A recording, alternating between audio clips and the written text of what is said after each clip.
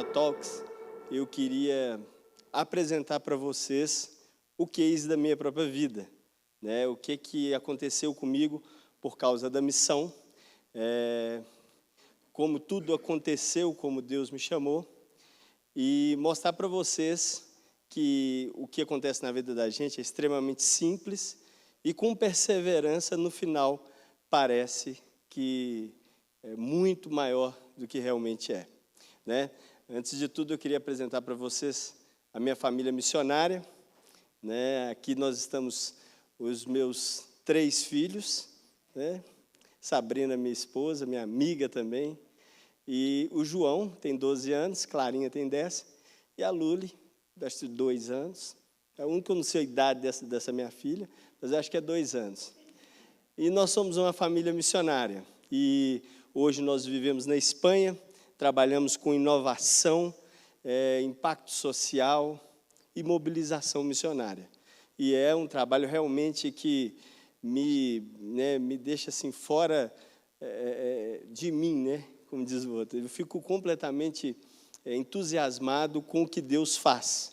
Mas não era assim. Eu iniciei o meu projeto missionário numa perspectiva bem tradicional. Eu queria colocar aqui para mostrar para vocês. E eu gosto de contar histórias de como que funciona a minha vida. E, primeiro, a minha vida tem um marco interessante, que é o meu patrão.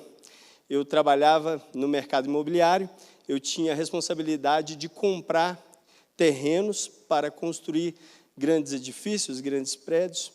E o meu trabalho era um trabalho assim, muito desafiador, era mais de adrenalina mesmo. Eu gostava muito de negociar, de convencer as pessoas a vender o terreno. E depois que tinha que vender, aí o meu patrão me falava, agora nós temos que vender aqui o prédio. Então eu ia buscar investidores para comprar, né, são sócios fracionados do prédio. E depois que o prédio ficava pronto, a gente entregava para as imobiliárias.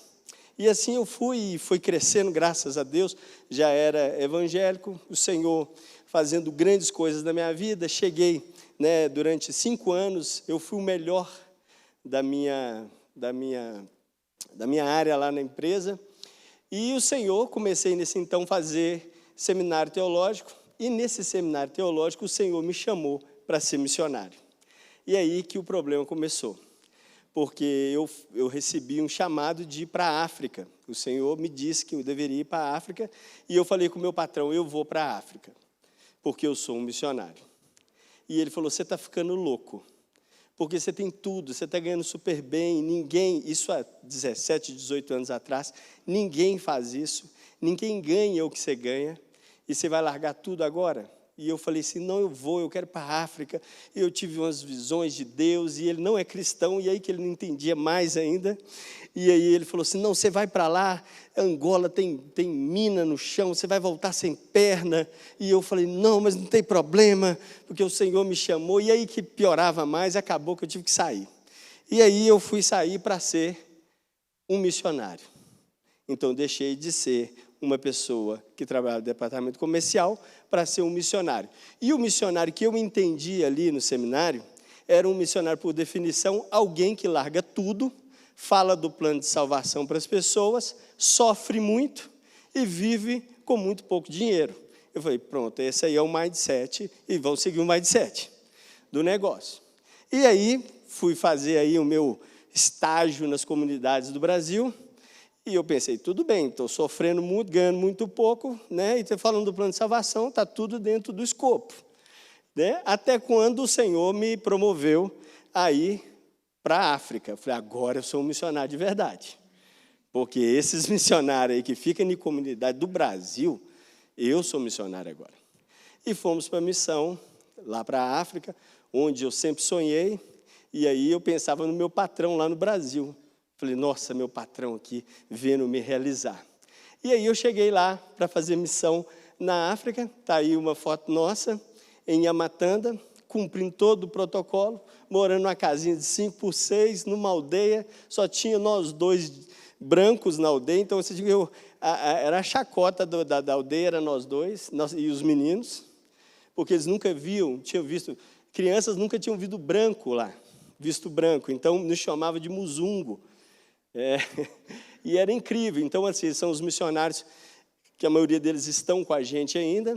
Eu morava numa aldeia, não tinha banheiro, o banheiro era uma fossa, não tinha luz quando nós chegamos e não tinha água, até o final. Tomamos banho de canequinha todos os anos da nossa vida. E eu falei, poxa, eu sou um missionário. A satisfação. E foi muito legal que eu fui fazer o que todo missionário fez, né? Deve fazer. O Senhor me chamou, eu ganhei, né, através da minha mobilização, captei um recurso, compramos um terreno de mais de 10 mil metros quadrados e construímos as coisas da missão. Construímos uma escola, você vê aí o perfil, muito precário, porque é de missão, porque não pode ser muito bonito, porque tem que ser de missão. Eu dividi a minha comida, a minha oferta com os missionários, tinha uma pressão sobre mim, eu dividia a minha oferta, meu salário com eles, a gente comia tudo igual, e ali nasceu a escolinha nossa, nasceu a igreja, que hoje está lá, com dezenas de batizados, e criamos ali a plataforma missionária. E só que isso aconteceu assim, de uma forma bem interessante, que eu comecei a visitar a aldeia. E eu comecei a ver que não era só a palavra de salvação que eu levava. Eu pensei, pô, essa palavra de salvação, mas eu tive que fazer uma escola. Palavra de salvação, mas eu tive que furar um poço de água. Palavra de salvação, mas eu tive que construir uma guest house para receber os médicos. Para fazer um projeto para ajudar as pessoas com respeito à saúde. Eu tive que fazer uma casa de missionário por causa do cuidado integral do missionário. E eu pensei, esse negócio está fugindo do escopo de missão. Eu só deveria sofrer, né, ganhar pouco e falar do plano de salvação. Aí, daí a pouco, eu fui na aldeia, do outro lado, onde tinha as construções de Portugal, antes da independência, e eu comecei a ver as pessoas fazendo comércio. E eu pensei, eu deveria fazer isso, a gente devia montar comércio aqui, porque a gente está cheio de meninos, que os meninos cresceram na igreja, e agora os meninos não têm trabalho. E eu pensei, uai, então nós vamos ter que arrumar esse negócio. E aí, pensei, vamos fazer isso. Aí eu chegava no hospital, falei, gente, a gente tinha que montar um hospital, porque esse hospital aqui está precário demais. Aí a gente ia na borracharia, eu falei, gente, não tem uma borracharia aqui, tem que fazer uma borracharia que presta. E aí eu fui vendo que eu estava atrapalhando a cidade inteira. E eu comecei a desconfiar que eu não era missionário, gente. E eu falei assim, gente, eu não sou missionário. E eu falei, que o Senhor me perdoe e que esses irmãos que falaram que é missionário me perdoem também, mas eu estou achando que eu não sou missionário. Mas eu não vou embora da África, não. E aí eu descobri que o problema da África é o problema de todo mundo. O problema de todo mundo é a falta de Deus. E a falta de Deus, ela é algo que realmente parece um ciclo de destruição. E quando chega Deus, parece que Deus também começa um ciclo de reconstrução. Ele começa a reconstruir tudo. E aí eu comecei a estudar, e aí eu conheci o que eu disse ali, que ninguém conhece o Doiver. Isso foi algo fora do comum. Nesses livros meus lá, tentando mudar a comunidade, e eu, às vezes, nem tinha tanto tempo de orar e ler Bíblia, eu ficava mais estudando como melhorar a qualidade de vida do povo, porque eu acredito que Deus quer a dignidade do ser humano. Eu comecei a ler O Reino Entre Nós, né, Verdade de Transformação, do Vichal, O Reino Entre Nós, do Maurício Cunha, No Crepúsculo do Pensamento Ocidental, do Doiver, e eu comecei a descobrir que não era só aquela creche lá, não era só o furo de água, mas eu descobri que o Herman Doiver fala que existem as áreas de soberania da sociedade, as quais Cristo deve ser o Senhor. E aí eu comecei a pensar, eu falei, então quer dizer que eu estava ali na área de desenvolvimento social e na pística, e tem a ética, e tem a estética, e tem a jurídica, e tem a econômica, e tem a histórica, tem a lógica, psicológica, biológica. E eu falei, gente, eu tenho que chamar então todos os profissionais da igreja, porque de fato todo mundo está em missão. E eu falei, tem alguma coisa errada com esse conceito de missão? E eu comecei a chegar perto de pessoas e mobilizar essas pessoas. E o que aconteceu? Começou a movimentar dinheiro. E eu pensei, nossa, eu estou deixando de ser missionário, porque eu estou conseguindo ter dinheiro.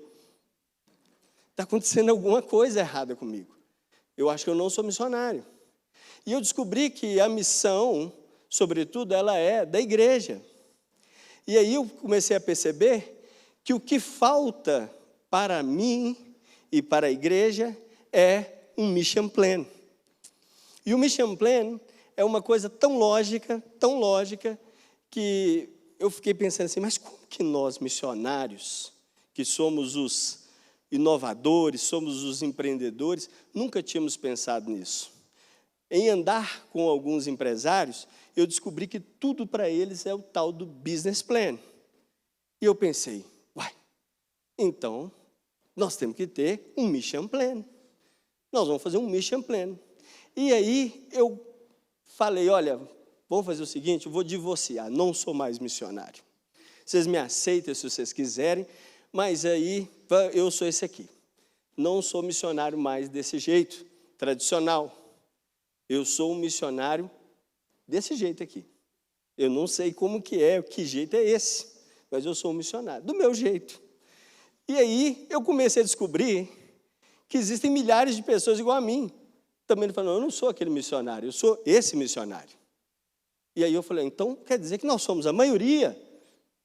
E a gente ficava pensando, nossa, isso não é missão?